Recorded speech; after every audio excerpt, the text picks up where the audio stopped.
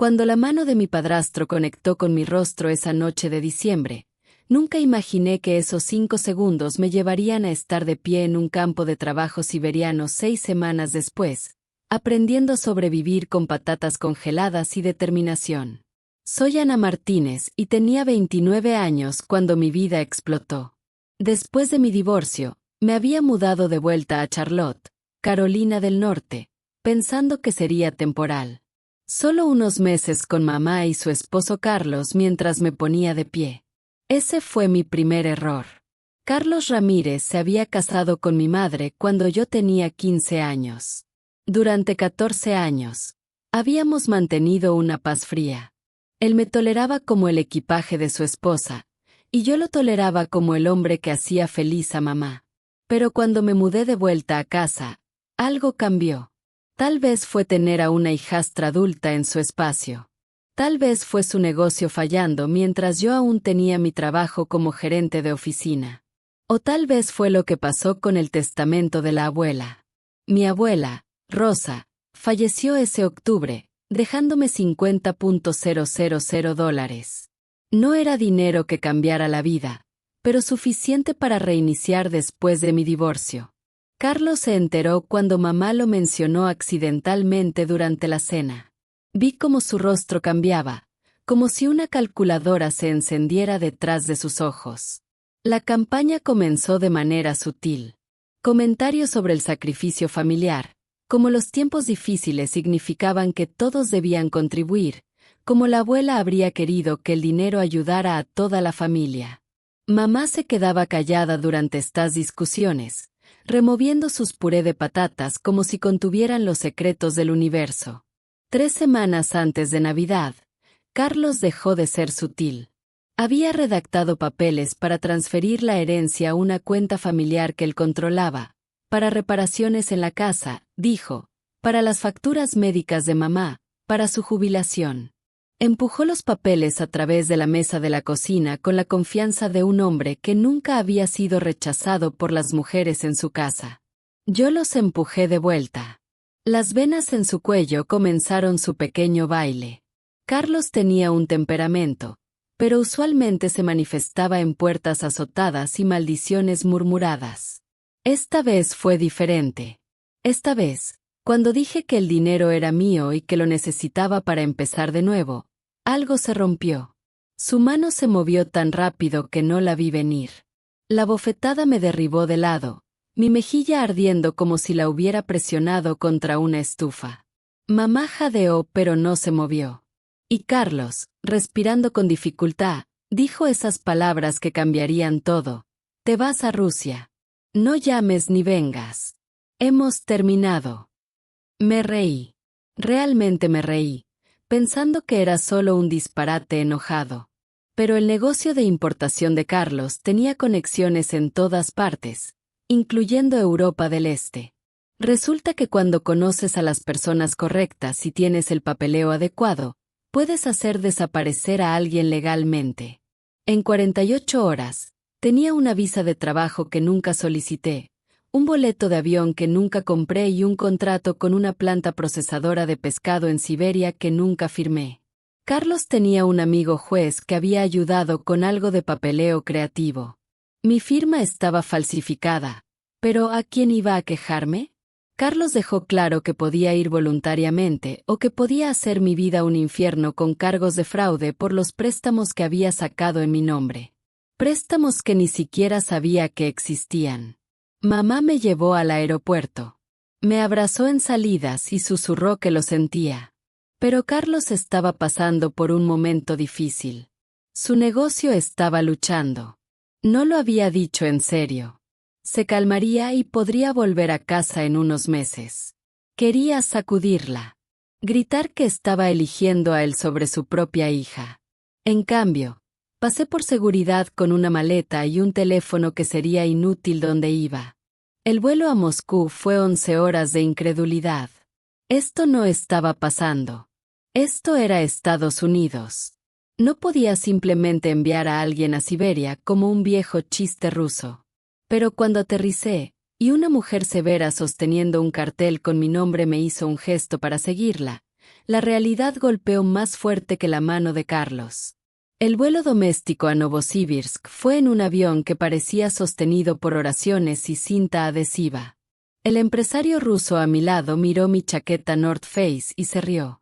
Dijo algo en ruso que más tarde aprendí que significaba ropa de funeral para turistas. Mis clases de ruso en la universidad no me habían preparado para rusos reales. En el aeropuerto de Novosibirsk, una furgoneta estaba esperando. El conductor, un hombre que parecía tallado en permafrost, cargó mi maleta sin una palabra. 5 otros trabajadores subieron. 2 mujeres filipinas, un hombre ucraniano y 2 mujeres de Kirguistán. Nos miramos con los ojos huecos de personas que habían hecho malos tratos o tenido mala suerte. El viaje a Kolodny tomó 8 horas a través de un blanco infinito.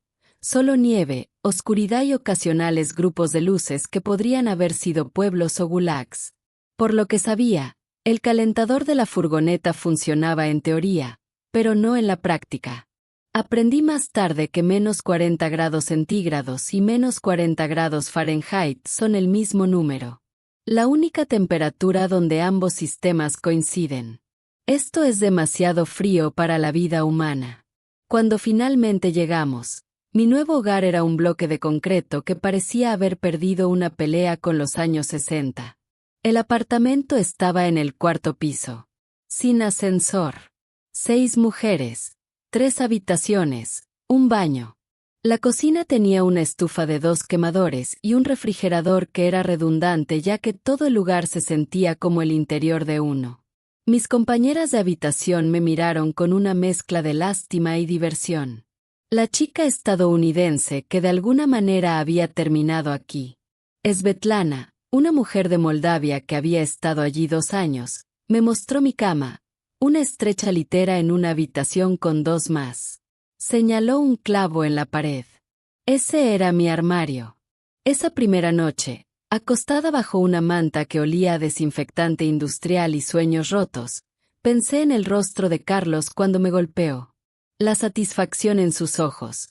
Pensó que había ganado, que se había deshecho del problema, que se quedaría con el dinero que probablemente le llegaría si yo desaparecía. Lo que no sabía era que acababa de inscribirme en la escuela de refinamiento más dura del mundo. Antes de continuar, por favor suscríbete y dime en los comentarios desde dónde estás viendo y qué hora es allí. Veo todo.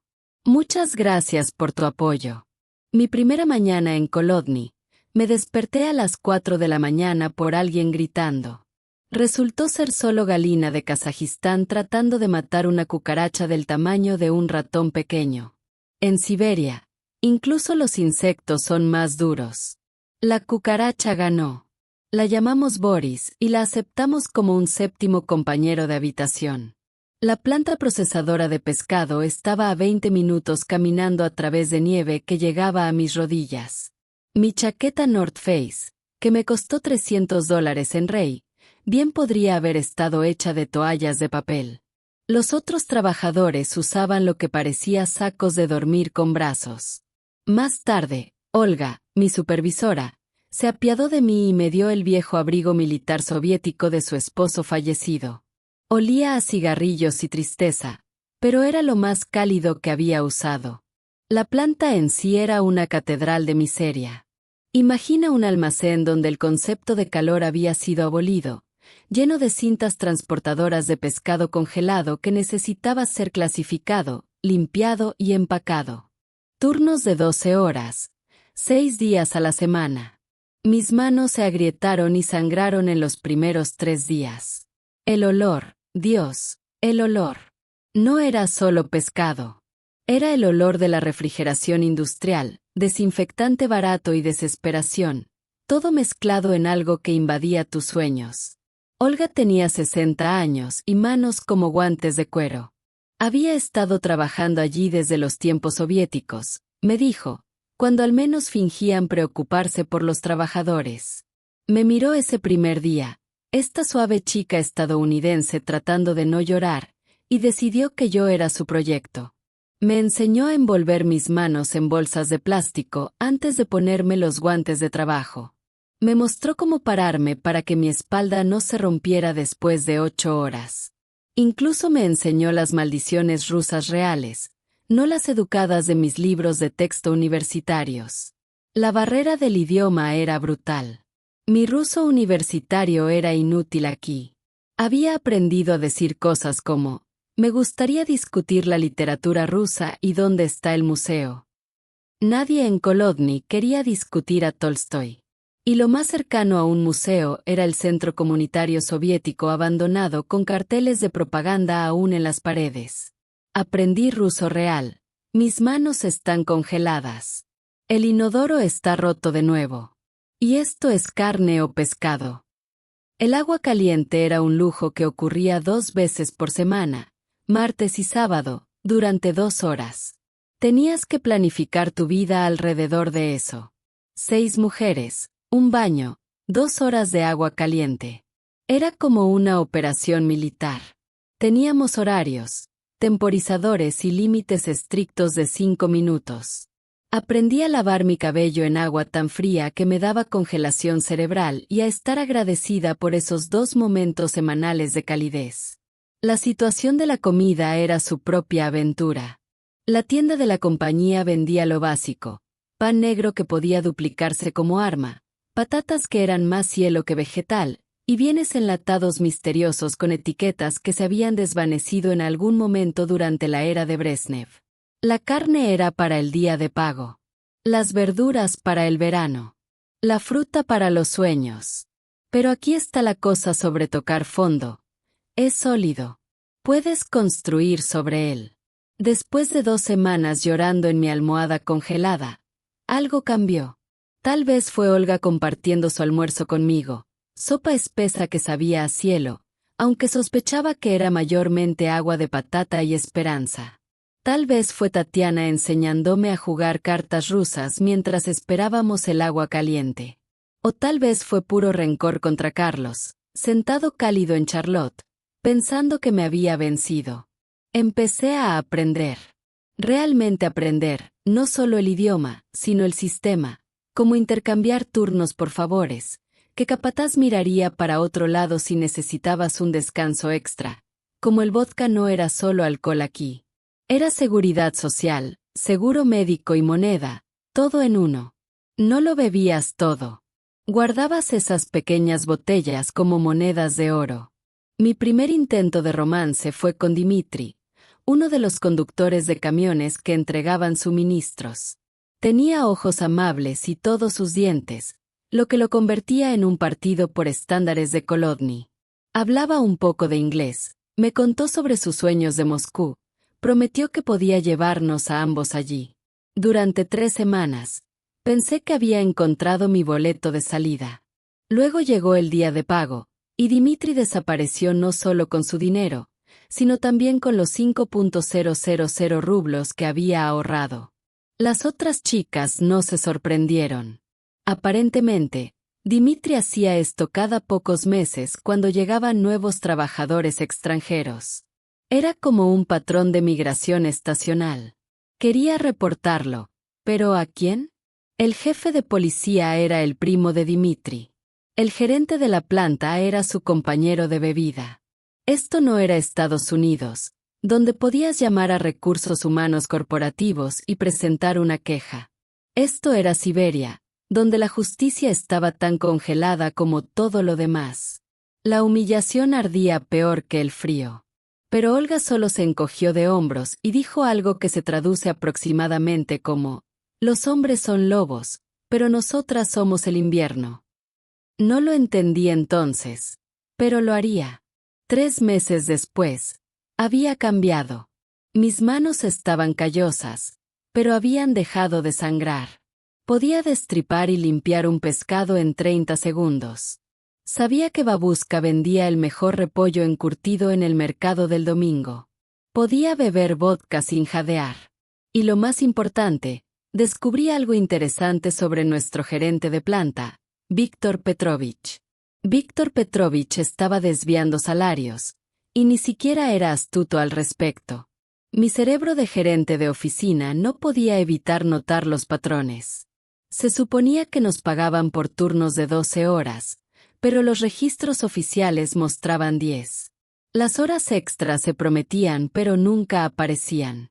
Deducciones por equipo de seguridad para equipo que no existía. Esquemas clásicos, pero ejecutados de manera descuidada.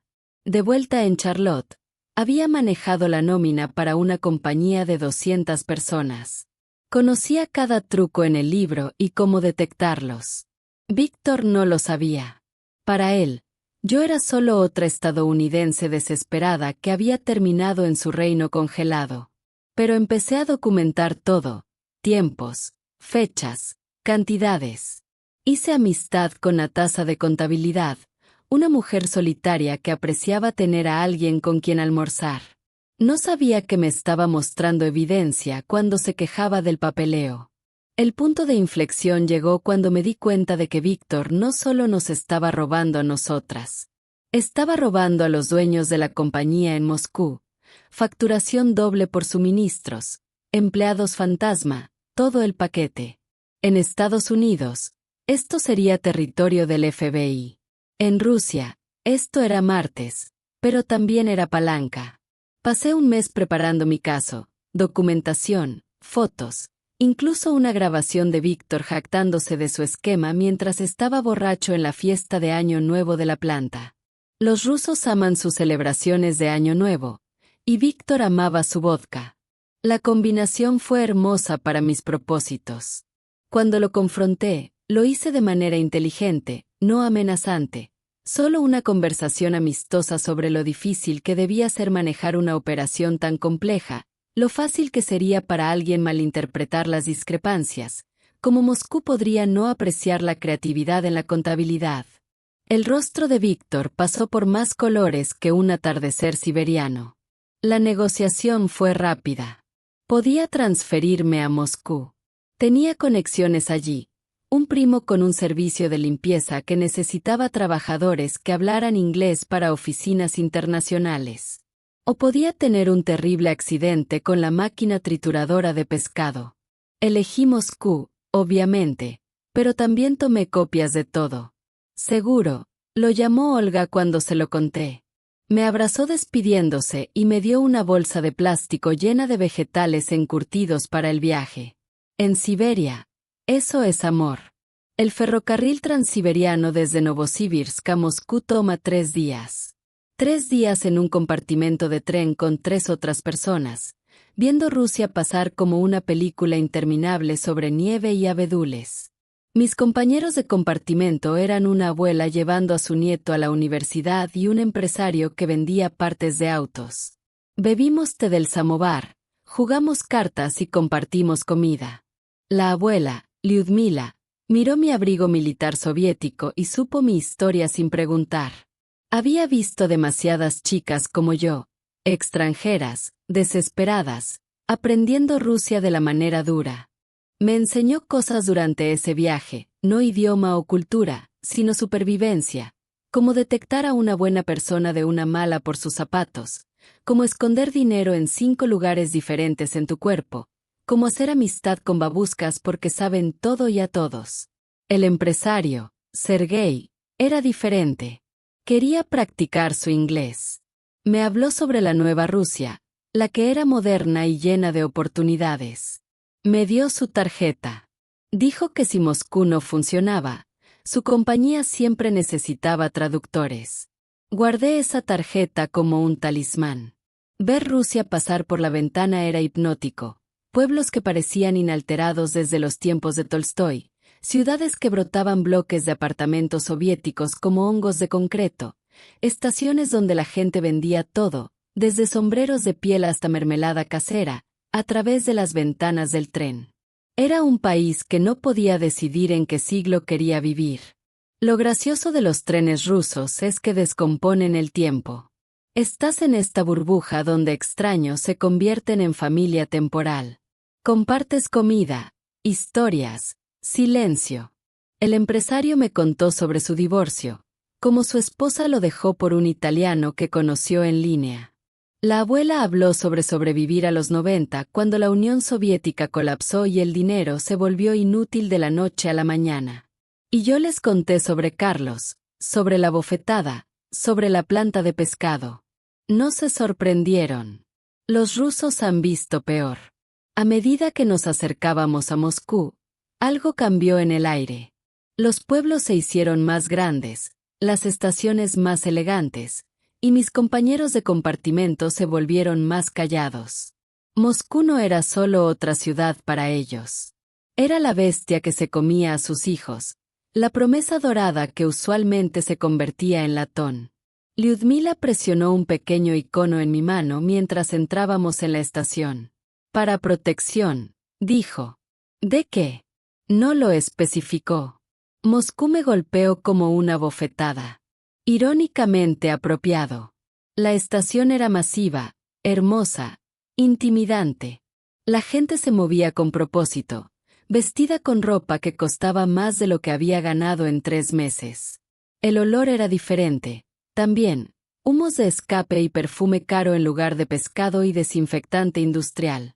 Había pasado de Kansas en blanco y negro a Oz en Technicolor. Si Oz fuera construido por oligarcas y decorado por alguien con un fetiche por el oro. El primo de Víctor, Mijail, me recogió en la estación. Me miró de arriba abajo, claramente decepcionado por la refugiada siberiana frente a él. Pero un trato era un trato. El servicio de limpieza resultó ser legítimo. Tenían contratos con compañías internacionales, embajadas, gente rica que quería que sus baños fueran limpiados por alguien que no robara ni chismorreara en ruso. Mi nuevo alojamiento era un albergue en las afueras, a 40 minutos en metro del centro. 8 mujeres por habitación, lo que en realidad era una mejora de Kolodny. Mis compañeras de habitación eran de Ucrania, Moldavia, Tayikistán, las antiguas Naciones Unidas soviéticas de refugiados económicos. Todas teníamos la misma historia con detalles diferentes. Mala suerte, malos hombres o mal timín nos habían traído a Moscú para limpiar después de gente que ganaba en un día lo que nosotras hacíamos en un mes. Pero Moscú era posibilidad. Podía saborearla en el aire, verla en los Bentleys estacionados junto a ladas destrozadas, sentirla en la energía que nunca se detenía. Esto no era Siberia donde la esperanza iba a congelarse. Esto era Moscú donde cualquier cosa podía pasar y usualmente lo hacía. Mi primer día limpiando oficinas en el distrito financiero de Moscú fue como entrar en otra dimensión. Estos no eran solo oficinas. Eran reinos de vidrio y cromo donde gente más joven que yo hacía millones moviendo números en pantallas. Limpiaba sus escritorios por la noche, veía botellas de champán en la basura, recibos de cenas que costaban más que mi salario mensual. Pero el shock real era el contraste. Fuera de estas torres, babuscas vendían encurtidos de cubos en las esquinas de las calles. El metro estaba lleno de gente que parecía exhausta a las 7 de la mañana. La ciudad era esquizofrénica, riqueza obscena junto a pobreza aplastante y todos fingiendo que esto era normal. Mi oportunidad llegó cuando una de las ejecutivas, Natalia Volkonskaya, me oyó contestando un teléfono en inglés en recepción mientras la chica regular estaba enferma. Mi acento estadounidense fue como encontrar un unicornio en Moscú. En una semana, estaba enseñando inglés a sus gemelos, Pavel y Piotr, de 13 años. El pago era 5 veces lo que ganaba limpiando. ¿El truco? Tenía que vivir en su casa de invitados y estar disponible cuando los chicos necesitaran ayuda con la tarea. La finca Volkonskaya en Rubliovka era loca. La casa de invitados era más grande que cualquier hogar en el que había vivido. La casa principal era como algo de una revista sobre cómo viven los oligarcas rusos. Piscina interior, sala de cine, una cocina que podía servir a un restaurante. Los chicos tenían todo: escuela privada, tutores para cada materia, caballos, viajes de esquí a Suiza. También estaban desesperadamente solos y sorprendentemente dulces. Su hermano mayor, Alexandr, tenía 24 años y trabajaba en la compañía energética de su padre. Parecía la fantasía de toda mujer estadounidense de un hombre ruso. Alto, pómulos que podían cortar vidrio, ojos como un cielo de invierno. También era suave como vodka añejo, y 2 veces más peligroso. La seducción fue gradual. Café por la mañana mientras preparaba lecciones, conversaciones sobre Estados Unidos, sobre libros, sobre la vida. Había vivido en Londres para la universidad, hablaba inglés perfecto con justo suficiente acento para ser encantador. Me traía regalos. Nada demasiado obvio, solo libros que pensó que me gustarían, chocolates de Bélgica, una bufanda porque la mía claramente no era lo suficientemente cálida para los inviernos de Moscú. Caí en ello como una idiota. Tal vez fue la soledad. Tal vez fue el romance de todo. O tal vez solo era agradable ser deseada por alguien que no me pagaba por limpiar o enseñar. Durante 3 meses, pensé que estaba viviendo en un cuento de hadas ruso, reuniones secretas cuando sus padres viajaban, promesas susurradas sobre el futuro. Incluso hablar de visitar Estados Unidos juntos. El cuento de hadas terminó en una fiesta por el Día de la Unidad Rusa. Los Volkonsky organizaron una celebración masiva, cientos de invitados, suficiente caviar para alimentar a una pequeña ciudad. No se suponía que estuviera allí, pero Alexandre insistió, me dio un vestido que costaba más de lo que jamás había sostenido. Me sentía como Cenicienta si Cenicienta fuera una maestra de inglés de Carolina del Norte fingiendo pertenecer a la élite de Moscú. La acusación llegó a medianoche. El brazalete de diamantes de Madame Volkonskaya faltaba. La seguridad estaba revisando a todos, y de alguna manera, aún no sé cómo, fue encontrado en mi habitación en la casa de invitados. No lo había tomado. Ni siquiera lo había visto antes de ese momento. Pero ¿quién iba a creerle a la ayuda estadounidense sobre la realeza de Moscú? El rostro de Alexandre cuando me acusaron me dijo todo, no sorpresa, no defensa, solo leve decepción de que la fiesta se estuviera interrumpiendo. Lo había sabido, tal vez incluso planeado. Me estaba volviendo inconveniente, haciendo demasiadas preguntas sobre nuestro futuro, y esta era la forma moscovita de terminar las cosas. No llamaron a la policía. Eso habría sido demasiado escándalo. Pero fui despedida inmediatamente, puesta en lista negra de la agencia y dada 24 horas para dejar la casa de invitados. Los chicos, Pavel y Piotr, me abrazaron despidiéndose mientras lloraban, lo que casi me rompe. No entendían por qué su maestra favorita de repente era una ladrona. Pasé esa noche en un café de 24 horas cerca de la estación Belorusskaya, bebiendo té y planeando mi próximo movimiento. Mi teléfono tenía un número que no había llamado. Marina, una chica de mi clase de ruso universitario que se había mudado a San Petersburgo después de la graduación. No habíamos hablado en años, pero tiempos desesperados y todo eso. Contestó al tercer timbre, oyó las lágrimas en mi voz y dijo que tomara el próximo tren. Sé que esto parece loco, pero se pone aún más salvaje. Si aún estás conmigo, dale like a ese botón. Realmente me ayuda a compartir estas historias. El tren a San Petersburgo fue un borrón de vergüenza y enojo. 7 horas para pensar en lo estúpida que había sido. Alexandre me había jugado como una balalaika y yo había bailado a cada nota. Pero debajo de la humillación había algo más. Educación. Moscú me había enseñado que en Rusia todos están corriendo un juego.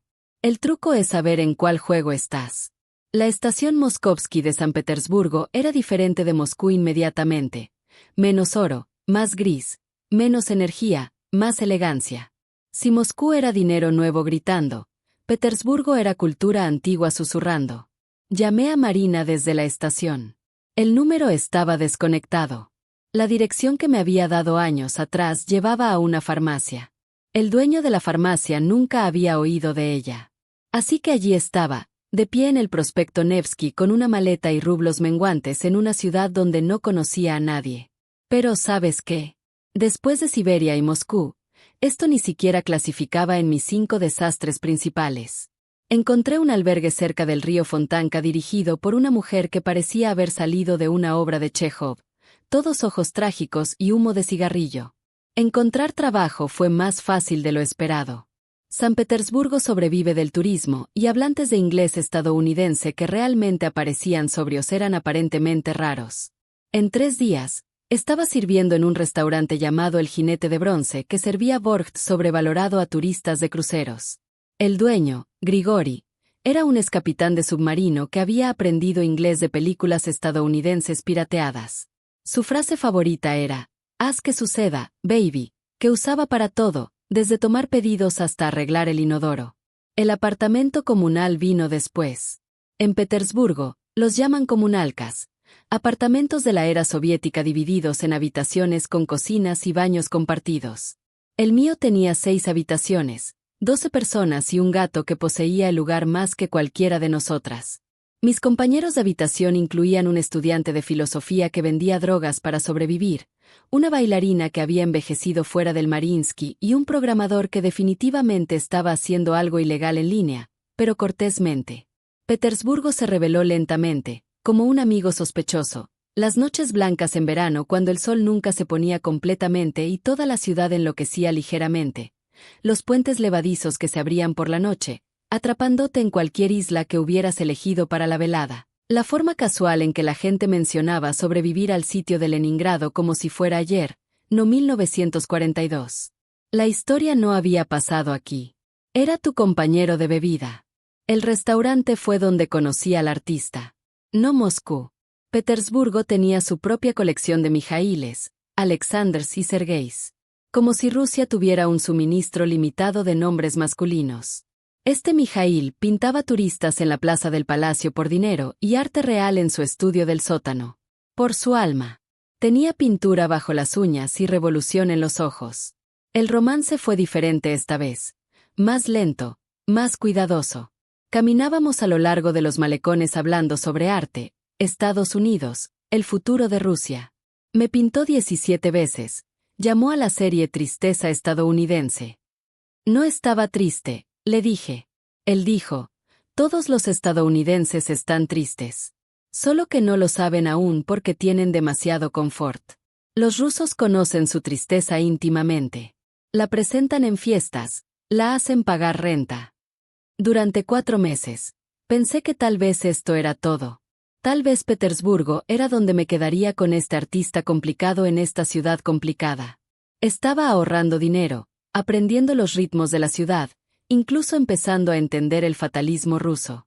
Luego Mijail consiguió una oferta, una residencia artística en Berlín patrocinada por una mujer alemana que había comprado sus pinturas y tal vez quería comprarlo a él también. Se fue un martes. Prometió enviarme a buscar. Cosas clásicas de novela romántica rusa. Sabía que mentía. Él sabía que yo lo sabía. Pero jugamos la escena de todos modos. Petersburgo me había enseñado que a veces la actuación es más importante que la verdad. Es una ciudad construida sobre un pantano por un loco. Todo aquí se trata de preferir la hermosa mentira. Pero aquí está lo que cambió. No colapsé. No lloré en mi almohada ni planeé venganza dramática. En cambio, fui a trabajar, serví sopa sobrevalorada a estadounidenses de Iowa y empecé a planear realmente. No venganza exactamente, sino algo más grande. Iba a ir a casa, pero no como la misma Ana que había sido abofeteada hasta la sumisión. Iba a casa como alguien que había sobrevivido al invierno siberiano y la fiebre del oro de Moscú y las hermosas decepciones de Petersburgo. 1 año en Rusia en total, y me había convertido en alguien que no reconocía en el espejo. Mi ruso era fluido ahora, pero más importante, entendía el pensamiento ruso. En Estados Unidos, creemos en el juego limpio y en que los sistemas funcionan. En Rusia, los sistemas son sugerencias, y la equidad es lo que creas para ti misma. No era cínico. Era práctico. Mi trabajo secundario empezó accidentalmente. Una pareja estadounidense en el restaurante no podía figurar cómo registrar su visa en la oficina de migración.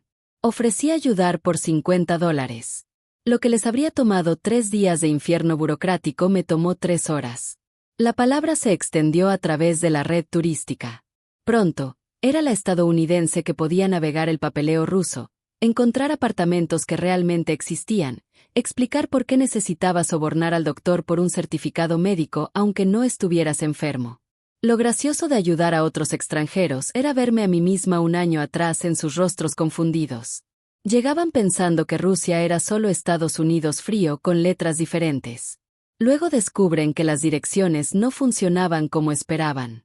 Que sí podía significar no dependiendo de la entonación. Que necesitabas 3 sellos para todo, pero los sellos estaban en 3 edificios diferentes que solo abrían en martes alternos. Construí una red sin querer. Estaba Anya, que trabajaba en la oficina de migración y apreciaba el chocolate estadounidense. Boris, el arrendador que tenía apartamentos no anunciados. Katia en la clínica médica que podía acelerar cualquier cosa por una botella de buen coñac. Incluso Vadim, un taxista que se convirtió en mi teórico de conspiraciones personal del FSB y guía de la ciudad. Estaba convencido de que Estados Unidos controlaba el clima. Pero me gustaba de todos modos porque me reía de sus chistes. La educación iba más allá de trucos de supervivencia. Aprendí sobre la historia soviética de personas que la habían vivido. Mi vecina de Comunalca, la bailarina envejecida Irina, me contó sobre bailar a través del colapso de la URSS, interpretando el lago de los cisnes mientras el gobierno se disolvía. El estudiante de filosofía traficante Kostya explicó el fatalismo ruso a través de Dostoyevsky mientras medía hierba en una balanza de cocina. Incluso Grigori en el restaurante tenía historias sobre estar bajo el agua en un submarino nuclear, jugando ajedrez para mantenerse cuerdo. Los rusos me enseñaron sobre resiliencia de manera diferente a como los estadounidenses la entienden. Pensamos que la resiliencia es rebotar, volver a la normalidad. Los rusos saben que la normalidad es una ilusión. La resiliencia es adaptarse a cualquier locura que venga después, encontrar humor en lo absurdo y siempre tener un plan de respaldo para tu plan de respaldo. Estaba ganando dinero decente ahora, el restaurante, el trabajo secundario de asistente extranjera, incluso algo de trabajo de traducción para una compañía de importación sospechosa que definitivamente no importaba lo que afirmaba. Mis ahorros crecieron, escondidos en 3 lugares diferentes porque había aprendido de la desastre de Dmitri. Nunca guardes todos tus huevos en una canasta, especialmente cuando la canasta está en Rusia. Las noticias de casa llegaron a través de Facebook. El negocio de importación de Carlos estaba fallando. Mamá estaba enferma. Nada específico en sus publicaciones, solo menciones vagas de visitas al doctor y peticiones de oración. Su casa estaba en venta. Parte de mí sintió satisfacción. Karma, dirían los rusos, siempre llega. Solo que a veces toma la ruta escénica a través de Siberia. Pero otra parte, una parte que me sorprendió, sintió algo más. No simpatía exactamente, sino una extraña distancia del enojo que me había mantenido cálida a través de las noches siberianas. Tal vez era la influencia melancólica de Petersburgo. O tal vez solo era agotamiento de cargar todo ese enojo. Era pesado y estaba cansada. El chiste sobre las ventas de garaje aún me hace reír. Traté de explicar el concepto a mis vecinos de Comunalca. Los estadounidenses ponen sus cosas no deseadas en su césped y extraños las compran. Me miraron como si estuviera describiendo un sacrificio ritual. ¿Por qué dejarías que extraños sepan lo que tienes? ¿Por qué vender cosas por menos de lo que valen? ¿Por qué no solo dárselas a amigos? La brecha cultural era hermosa. Luego ellos trataron de explicarme las dachas, esas casas de verano donde los rusos cultivan su propia comida y fingen ser granjeros los fines de semana. Ahora, ¿quién es el raro? Mi conjunto de habilidades en este punto era ridículo. Podía detectar una estafa en 3 idiomas. Negociar con burócratas que no habían sonreído desde 1987. Beber vodka como agua sin morir. Navegar los sistemas de metro de 3 ciudades diferentes y hacer amistad con babuscas que me trataban como su nieta descarriada. También podía destripar un pescado en 30 segundos. Pero traté de no poner eso en mi currículum mental. El plan formándose en mi cabeza ya no era sobre venganza simple. Era sobre algo más grande. Carlos había tratado de destruirme enviándome aquí, pero en cambio me había dado una educación que no podrías obtener en Harvard. Entendía los sistemas, tanto cómo funcionaban como cómo fallaban.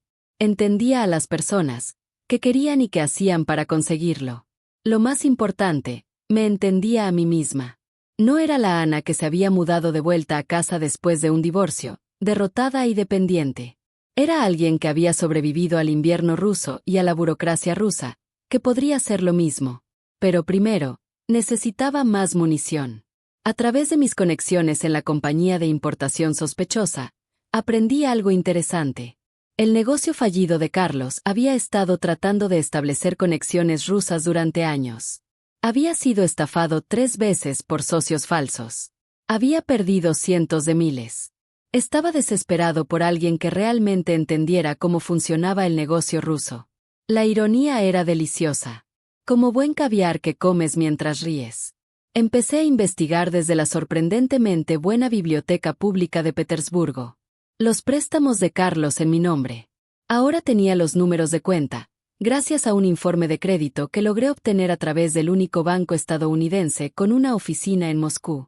El fraude era extenso y descuidado.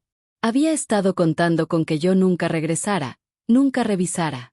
Pero iba a regresar y llevaba toda la lección de Rusia conmigo. 18 meses en Rusia y mi cuenta bancaria tenía $15,000 en ella. No una fortuna, pero considerando que había llegado con nada y sobrevivido a salarios de esclava siberiana, se sentía como ganar la lotería. El dinero estaba dividido entre 3 bancos, 2 países, y algo de literalmente enterrado en una lata en el jardín de la madre de Vadim. Puedes sacar a la chica de Rusia, pero la paranoia rusa sobre los bancos se queda contigo para siempre. El descubrimiento sobre Carlos usando mi número de seguridad social vino de una fuente inesperada. Marina, mi amiga universitaria que me había fantasma en Petersburgo, finalmente surgió en Facebook. Ahora estaba en Londres, casada con un banquero de inversiones, viviendo la vida para la que Instagram fue inventado, pero se sentía culpable por el acto de desaparición y quería ayudar. Su esposo corrió un chequeo de crédito en mí como un favor. Los resultados fueron una obra maestra de robo de identidad. Carlos había sacado préstamos totalizando $200,000 en mi nombre, préstamos comerciales, personales, incluso una hipoteca en una propiedad en Florida que nunca había visto. Mi puntaje de crédito estaba entre desastre y ¿por qué estás siquiera revisando? El enojo que había estado enfriándose en el frío de Petersburgo volvió rugiendo como una ventisca siberiana. Pero esta no era la Ana siberiana que habría llorado ni la Ana moscovita que habría tramado por venganza pequeña. Esta era la Ana petersburguesa que entendía que la mejor venganza se sirve no fría sino con documentación. Empecé a reunir evidencia con la paciencia metódica de una abuela rusa encurtiendo repollo para el invierno. La oportunidad llegó como un regalo de los dioses del vodka. Carlos venía a Moscú para la Exposición Internacional de Importación-Exportación. Su último intento desesperado por salvar su negocio encontrando socios rusos. Lo publicó en LinkedIn, El Idiota, completo con su información de hotel y horario de reuniones. Redes sociales profesionales donde hombres de mediana edad van a destruirse públicamente. Tenía 3 semanas para preparar. Tomé tiempo libre del restaurante diciéndole a Grigori que tenía asuntos familiares. Me sirvió un vodka, me dijo que les diera infierno, baby, y no preguntó. Eso es lo de los rusos. Entienden que a veces tienes que manejar cosas y respetan la necesidad. El tren de Petersburgo a Moscú se sintió diferente esta vez. No estaba corriendo hacia algo o de algo. Estaba cazando.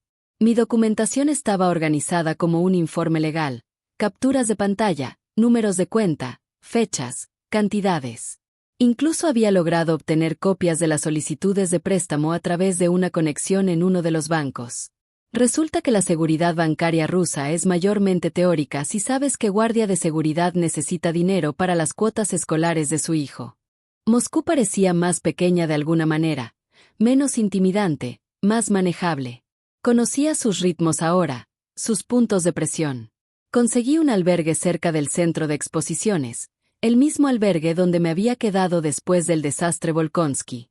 El dueño me reconoció. Levantó una ceja ante mi ruso mejorado y ropa, pero no dijo nada. Moscú respeta la transformación. La exposición estaba en el Centro Expo, una monstruosidad de la era soviética que parecía como si una nave espacial se hubiera apareado con un almacén. Compré un pase de día como traductora, que costó la mitad de mi salario mensual en el restaurante, pero valió la pena por el acceso. Y allí estaba, Carlos Ramírez, pareciendo 10 años mayor y 20 kilos más pesado, sudando a través de su traje estadounidense mientras trataba de impresionar a rusos que claramente estaban jugando con él como gatos con un ratón. Lo observé durante 2 horas, lo vi tropezar con saludos básicos en ruso, lo vi confiar en las sonrisas obviamente falsas, lo vi repartir tarjetas de negocio como si estuviera alimentando palomas. Estaba tan fuera de su profundidad que ni siquiera podía ver la superficie. Parte de mí casi sintió lástima por él. Casi. Los rusos con los que se reunía eran estafadores de libro de texto. Reconocí el tipo de mis conexiones en la compañía de importación sospechosa. Le prometían todo, le mostraban certificados falsos. Probablemente tenían un puente para venderle también. A uno de ellos realmente lo conocía.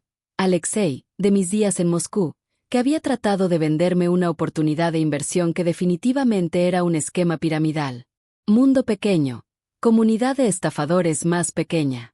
Podría haber advertido a Carlos, podría haberlo salvado de perder cualquier dinero que le quedara. En cambio, tomé fotos, documentación del reunido con criminales conocidos porque Alexei tenía un registro por fraude. Evidencia que sería útil más tarde cuando necesitara probar que las conexiones comerciales de Carlos eran sucias. Pero entonces algo inesperado pasó. Oí a Carlos en una llamada telefónica con mamá. Estaba prácticamente llorando, rogándole que resistiera, prometiendo que arreglaría todo, diciendo que la terapia estaba ayudando. Y que era diferente ahora. Mencionó a manejo de ira, incluso consejería en la iglesia.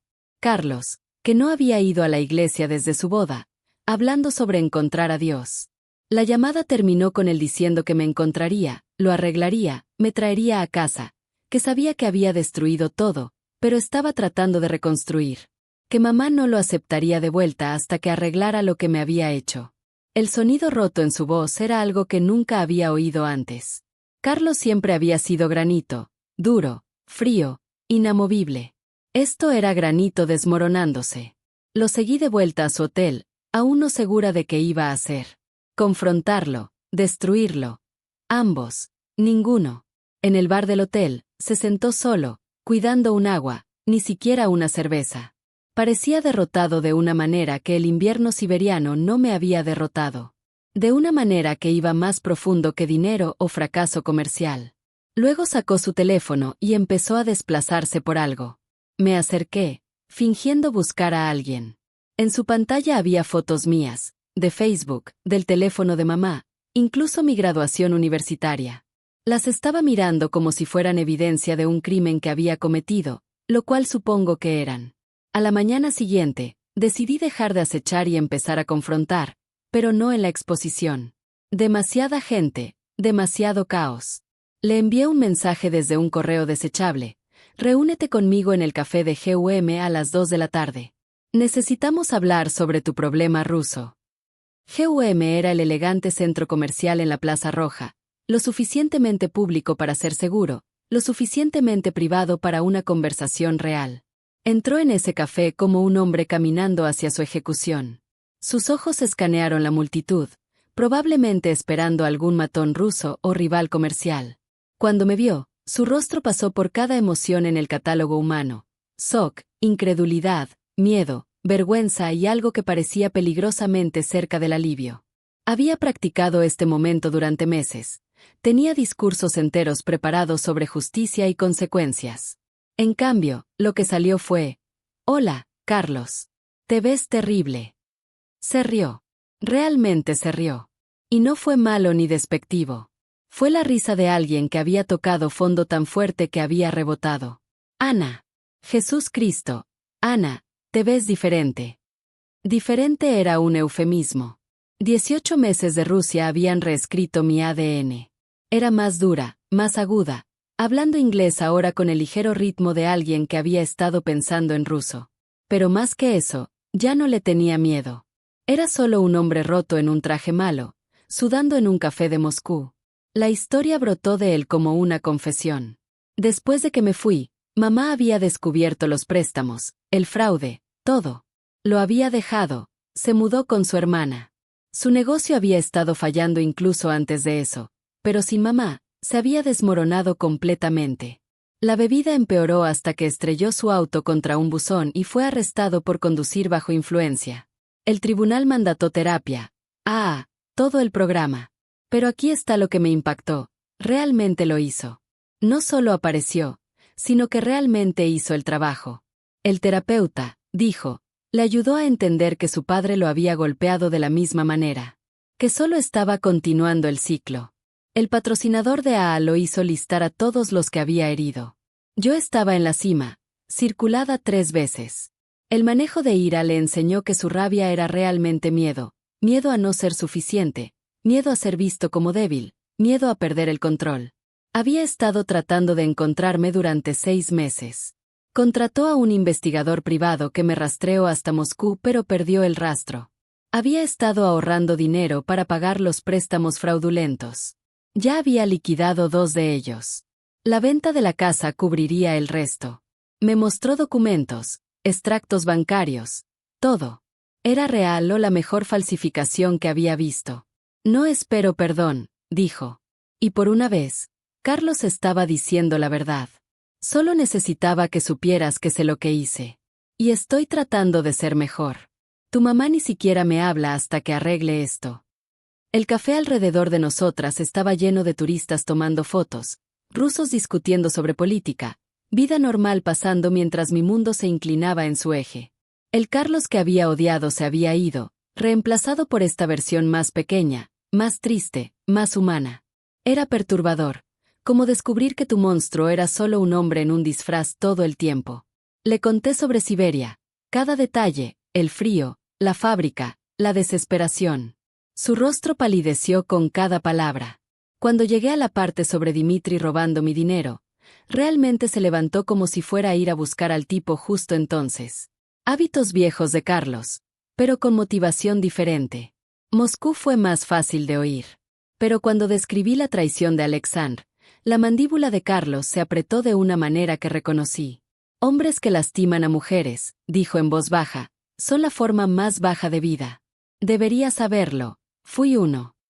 La revelación de que había estado sobreviviendo, incluso prosperando en algunos aspectos, parecía tanto aliviarlo como herirlo, como si estuviera orgulloso de mi fuerza, pero avergonzado de que hubiera sido necesario. Cuando le conté sobre mi negocio secundario ayudando a extranjeros, realmente sonrió. Siempre fuiste más inteligente que yo, dijo.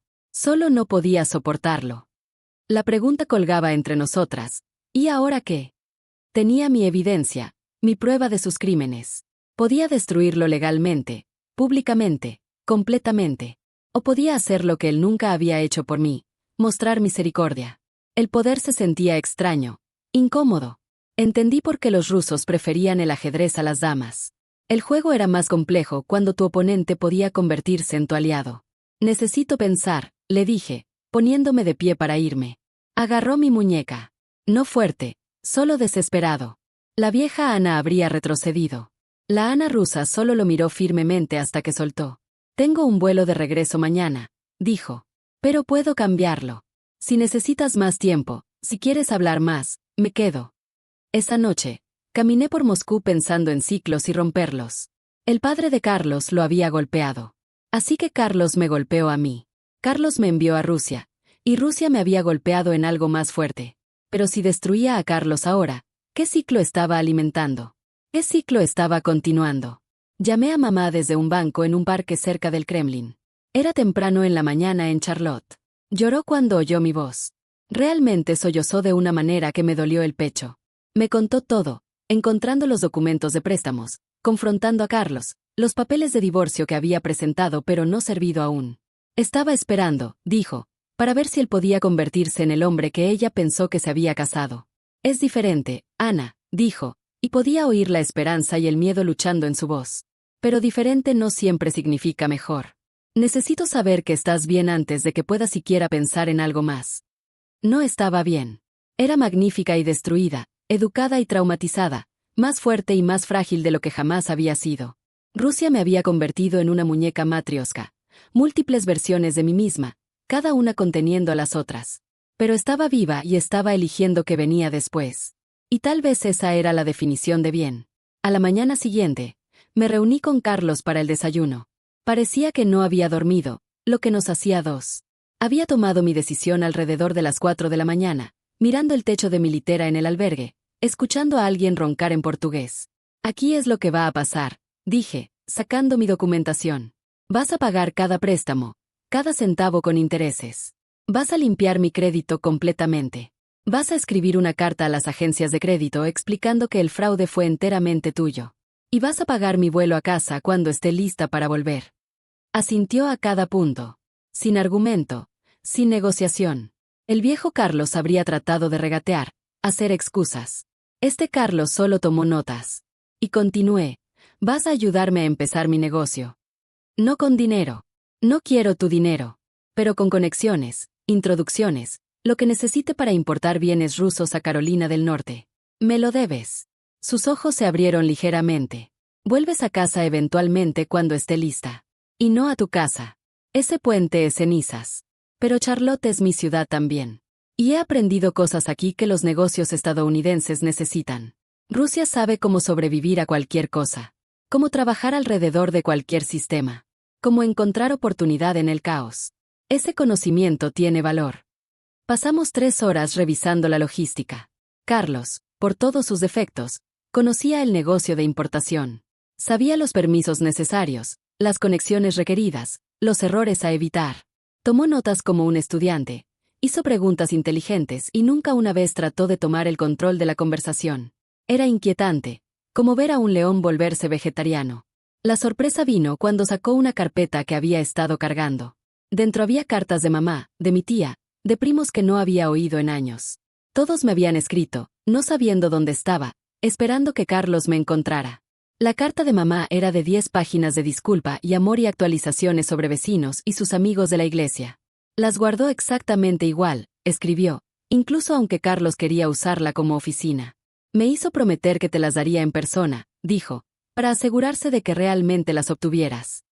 Leer la letra de mamá rompió algo en mí que 18 meses de invierno ruso no habían tocado. Lloré allí mismo en ese lugar de desayuno en Moscú, llorando feo mientras Carlos se sentaba incómodo, no seguro si debería consolarme o huir. Finalmente, solo empujó servilletas a través de la mesa y esperó. La cosa sobre el perdón es que no es un regalo que das a alguien más. Es un regalo que te das a ti misma. Permiso para dejar el peso que has estado cargando. Había cargado la bofetada de Carlos a través de 3 ciudades rusas, a través de fábricas y restaurantes y trenes. Estaba cansada de cargarla. No te perdono, le dije, y lo vi asentir en comprensión. Pero estoy dispuesta a avanzar. Tú te quedas en tu terapia. Sigues yendo a... Tratas a mamá como una reina si es lo suficientemente loca para aceptarte de vuelta. Y podemos coexistir pacíficamente, profesionalmente. Pero nunca vamos a ser familia. Eso es más de lo que merezco, dijo, y lo dijo en serio. Se fue al aeropuerto esa tarde. Nos dimos la mano en la estación de metro, formal y torpe. Parecía mayor, pero de alguna manera más ligero, como si la confesión hubiera físicamente removido peso de sus hombros.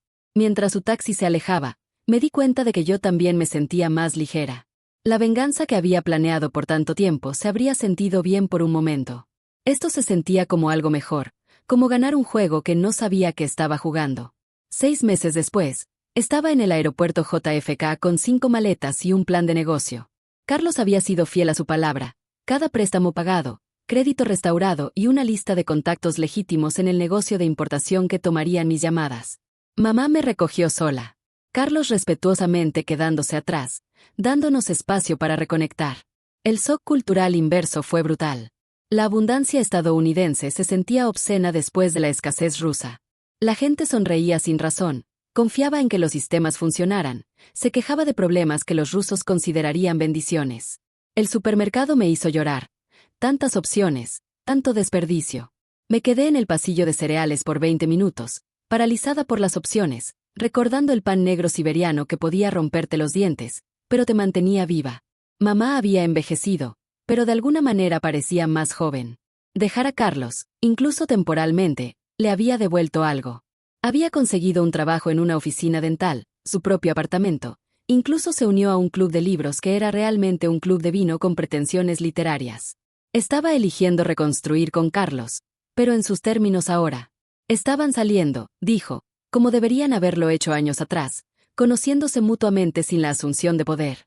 Mi negocio empezó pequeño, un puesto en el mercado regional de granjeros de Charlotte vendiendo bienes rusos. Miel de Baskortostán. Calcetines de lana de abuelas siberianas que tejían como si sus vidas dependieran de ello. Porque a veces lo hacían. Productos de espino amarillo que los estadounidenses nunca habían oído pero pagarían precios premium una vez que los probaran. Sabía que proveedores realmente entregarían, que productos pasarían aduanas, ¿Qué historias venderían a consumidores estadounidenses que querían autenticidad? La ironía que me mataba, los contactos fallidos de Carlos en Rusia se convirtieron en mis exitosos. Todos esos rusos que lo habían estafado estaban felices de trabajar con alguien que realmente entendía el juego. Alexei, el tipo del esquema piramidal de Moscú, resultó ser un proveedor legítimo de carteles soviéticos vintage que los hipsters en Charlotte no podían comprar lo suficientemente rápido. Incluso Víctor de la planta de pescado, una vez que oyó que estaba en Estados Unidos y no tramando su destrucción, ofreció suministrar caviar a precios que me harían rica si pudiera navegar las regulaciones de importación. En un año tenía una tienda adecuada, de Rusia con almuerzo, vendiendo no solo productos sino experiencias, ceremonias de té rusas, clases de cocina, incluso horas de conversación rusa para las 3 personas en Charlotte tratando de aprender el idioma. El espacio era pequeño pero perfecto, en el borde de Noda, donde lo raro era bienvenido y el alquiler no era loco. La gran apertura fue un caos cuidadosamente orquestado de culturas. Mamá hizo su famoso cerdo desmenuzado, que servimos junto a ensaladas rusas. Vadim, mi taxista petersburgués convertido en filósofo, realmente se mudó a Atlanta y condujo con su madre, quien leía palmas y decía fortunas con aterradora precisión. Incluso algunas de mis compañeras de habitación siberianas enviaron mensajes de video que pusimos en loop. Oh, Carlos vino, quedándose en el fondo, ayudando con la instalación, pero no tratando de reclamar crédito. Había perdido peso, parecía más saludable y tenía la expresión ligeramente aturdida de alguien que no podía creer su segunda oportunidad. Fue la primera vez que me llamó su hijastra sin hacer que sonara como un insulto.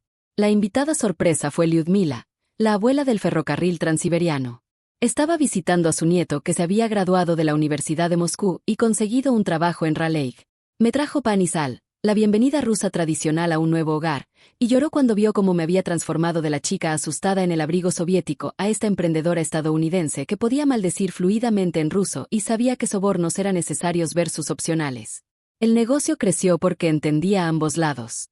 Los estadounidenses querían la historia, la autenticidad, el sentimiento de descubrir algo real. Los rusos querían confiabilidad, respeto y alguien que no los tratara como criminales o curiosidades. Me convertí en el puente, traduciendo no solo idioma, sino mentalidad, ayudando a negocios estadounidenses a entender que un no ruso podría significar haz una mejor oferta y ayudando a rusos a entender que la amabilidad estadounidense no era falsa, solo diferente. El mercado se convirtió en más que una tienda. Era donde inmigrantes rusos encontraban comunidad, donde rusófilos estadounidenses encontraban a su gente, donde locales curiosos descubrían que Rusia era más que vodka y villanos en películas de acción. Organizamos noches de cine mostrando películas soviéticas con subtítulos que escribí yo misma, explicando no solo palabras, sino contexto. Celebramos tanto vacaciones estadounidenses como rusas, a veces el mismo día, creando un hermoso caos cultural. Y sí, mantuve las lecciones. Aún escondo dinero en 3 lugares. Aún asumo que cada sistema podría fallar y tengo planes de respaldo. Aún bebo té como una rusa. Como encurtidos como medicina.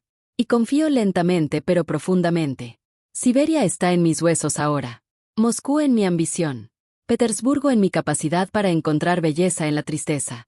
Carlos y yo desarrollamos algo como una relación de trabajo. Me enviaba clientes.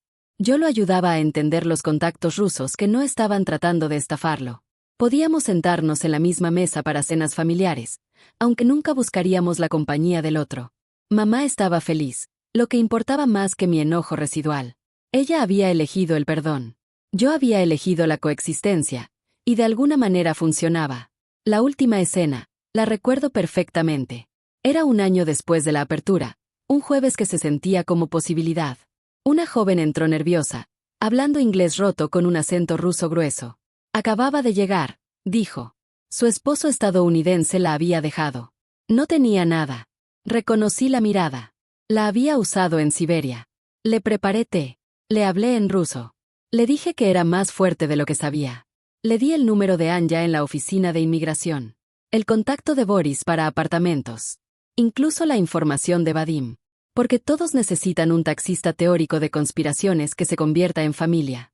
Mientras se iba, aferrando el papel con contactos como un salvavidas, preguntó por qué la estaba ayudando. Pensé en la bofetada de Carlos, sobre las fábricas de pescado siberianas, sobre las traiciones de Moscú en las promesas rotas de Petersburgo, sobre cómo lo peor que me pasó se convirtió en la educación que nunca supe que necesitaba. Porque, le dije en ruso, el invierno nos enseña a ayudarnos mutuamente a sobrevivir. Asintió como si esto tuviera perfecto sentido, lo cual lo tenía si habías pasado por un invierno ruso. Esa noche, me paré en mi tienda, rodeada de muñecas matrioscas rusas y sueños estadounidenses, y me di cuenta de que Carlos había estado equivocado. Había dicho que habíamos terminado, pero solo estábamos comenzando. Siberia trató de romperme. Moscú trató de comprarme. Petersburgo trató de engañarme, pero al final, Rusia solo me mostró quién era realmente. Y esa mujer es imparable.